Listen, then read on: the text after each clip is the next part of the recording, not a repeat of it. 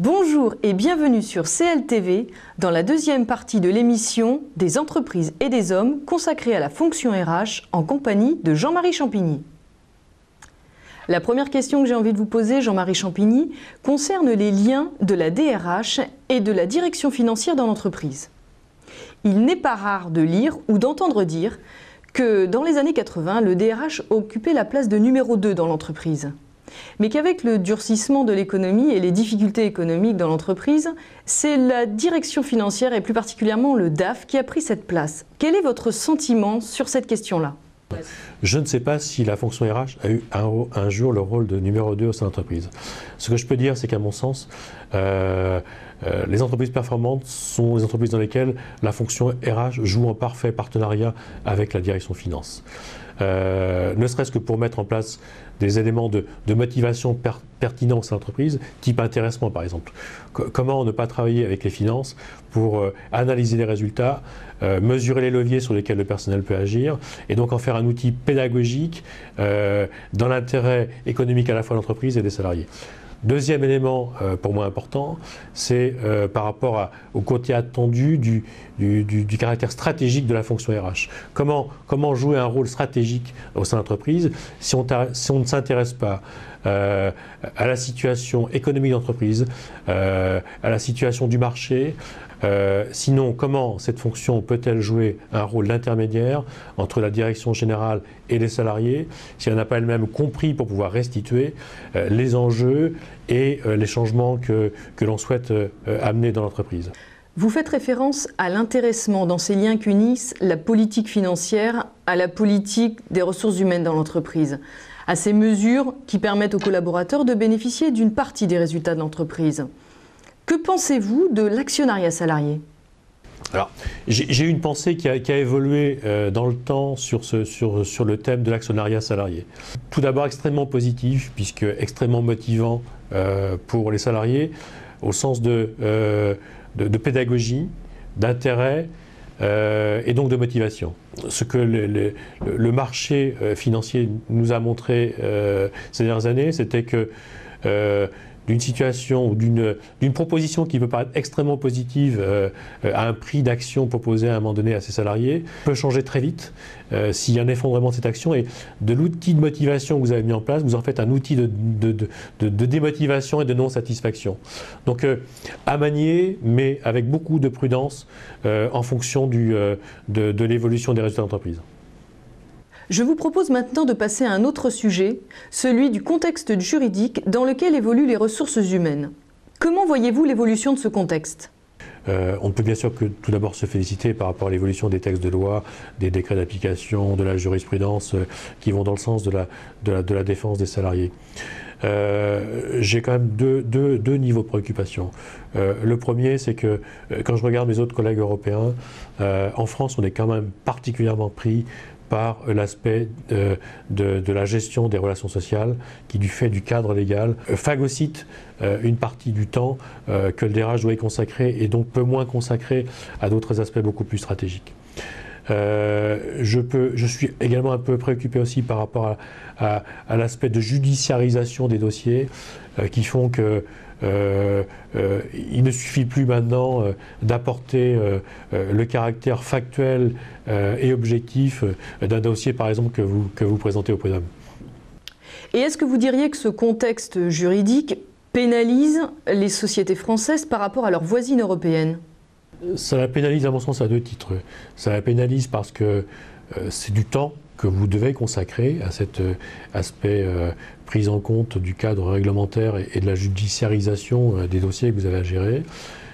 Et ça le pénalise puisque vous ne pouvez pas être dans la même gymnastique d'esprit que celle d'instruire un dossier relations sociales à la française, que de vous pencher sur ce que vous devez apporter pour accompagner les changements d'entreprise.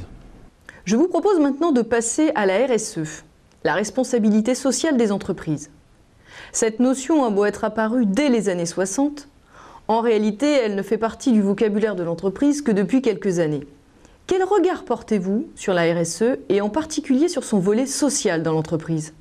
Alors votre question sur la RSE me rappelle une étude, je crois, qui datait de 2009, étude Crotamer, qui, au sujet de la RSE, disait le ressenti finalement c'est le verre à moitié vide et à moitié plein, mais plutôt un peu plus plein côté RH. Ce qui n'était pas sans me surprendre parce qu'un peu comme M. Jourdain, j'ai l'impression qu'on faisait de la RSE depuis longtemps sans le savoir. En effet, sur l'aspect recrutement, comme je l'expliquais précédemment, depuis longtemps, on ne fait pas seulement du recrutement, mais on fait maintenant de l'intégration et de la fidélisation des salariés dans l'entreprise, puisqu'on a compris que il ne s'agissait pas de capter les salariés, il fallait aussi les retenir, et pour les retenir, il faut les respecter, les intégrer, et les aider à comprendre comment, au sein de l'entreprise, ils pourront évoluer en matière de compétences et de carrière.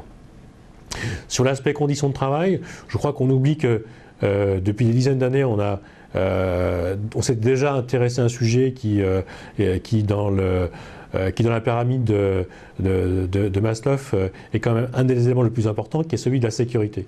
Hein. Et notamment dans toute la partie industrie, depuis des dizaines d'années, la sécurité était un des thèmes essentiels de travail de la fonction RH. Pour ce qui est des conditions de travail, je sais qu'on a plutôt tendance toujours à mettre en avant ce qu'on ne fait pas par rapport à ce qu'on fait.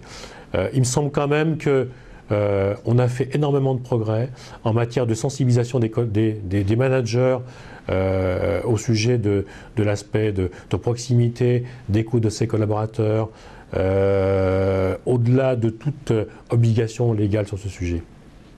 En quoi, selon vous, la RSE est devenue un élément complémentaire de la politique RH ?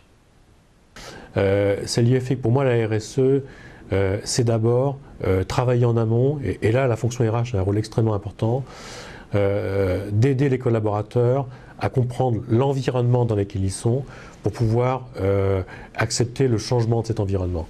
Je m'explique. Concrètement, ça veut dire qu'il faut qu'on soit sûr que les collaborateurs comprennent déjà la vision de l'entreprise, savoir où elle est et vers quoi elle veut aller. Deuxièmement, il faut que chaque collaborateur comprenne l'organisation dans laquelle il est. Ça passe donc par les organigrammes. Comprenne déjà aussi quelle est sa description de poste, pour comprendre quelles sont ses activités essentielles attendues. Comprendre ses missions. Avoir une évaluation régulière avec son manager. Comment en effet être motivé si on ne perçoit pas, je dirais, l'évolution de l'environnement et de votre management. Donc ce sont tous ces éléments-là qui pour moi, sont à travailler, préparer, pour aider le collaborateur déjà à comprendre l'environnement dans lequel il est. En somme, vous considérez que la RSE a un aspect pédagogique ? Un aspect pédagogique et un aspect à la fois appliqué. C'est-à-dire que je me méfie notamment de ces entreprises dans lesquelles il y a des gens qui sont des experts, qui sont en charge du développement durable. Pour moi, c'est un sujet qui doit s'inscrire dans la fonction elle-même, dans la fonction des RH elle-même, qui doit l'inscrire comme un élément de contexte et de vision dans laquelle il inscrit sa fonction. Parlons un peu technologie.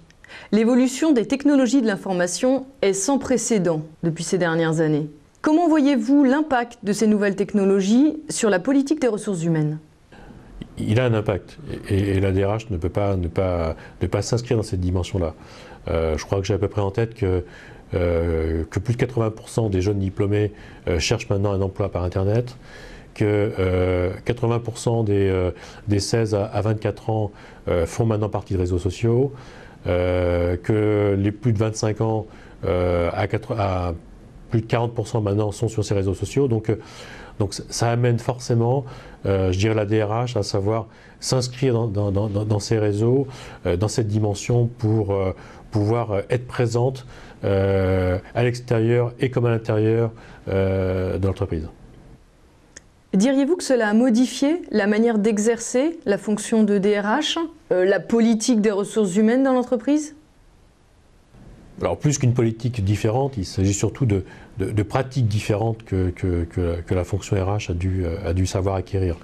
Il y a une quinzaine d'années, c'était encore la part belle aux annonces papier, presse, qui faisait d'ailleurs que par ce biais-là, la fonction RH avait un vecteur de communication interne et externe extrêmement important. Maintenant, il s'agit de travailler avec tous les nouveaux logiciels existants sur le marché qui font que vous êtes en contact direct par le biais des réseaux sociaux avec vos collaborateurs externes et j'ai même envie de dire y compris vos collaborateurs internes puisque maintenant quand vous allez sur les réseaux sociaux vous échangez aussi avec vos collaborateurs. Donc c'est effectivement des outils que vous devez intégrer et gérer. Avec, ceci étant, beaucoup de prudence aussi, puisque ce sont des outils qui peuvent très bien faire un buzz, à la fois extrêmement positif pour votre image et pour votre caractère attractif vis-à-vis du marché de l'emploi, mais qui peuvent aussi se retourner contre vous en effet boomerang. Donc, outil extrêmement intéressant, mais à manier aussi avec beaucoup de précautions. Est-ce que selon vous, le CV papier vit ses dernières heures ? Je peux vous dire que maintenant, la candidature papier qui arrive d'un service RH amène un peu de curiosité presque, et en tout cas on le prend avec beaucoup d'humour. Une dernière question, Jean-Marie Champigny, pour terminer ce panorama de la fonction RH dans l'entreprise. Aujourd'hui que l'entreprise est largement ouverte sur le monde, quand elle n'en a pas fait son quotidien, pensez-vous qu'il existe un modèle social à copier dans le monde aujourd'hui ? Pour moi, il n'y a pas de modèle en matière de pays dans lesquels on aurait mieux réussi que d'autres l'aspect gestion de la dimension humaine. Chaque pays a son histoire, sa construction du cadre juridique, et donc c'est à chaque pays, je dirais, de trouver son équilibre. Merci beaucoup Jean-Marie Champigny d'avoir participé à notre émission et nous avoir fait partager votre expérience. J'aurai le plaisir de recevoir très prochainement et à votre place Karen de Maison pour parler d'un sujet très actuel, l'articulation des temps de vie en entreprise. Merci de suivre CLTV et son émission des entreprises et des hommes et à très bientôt.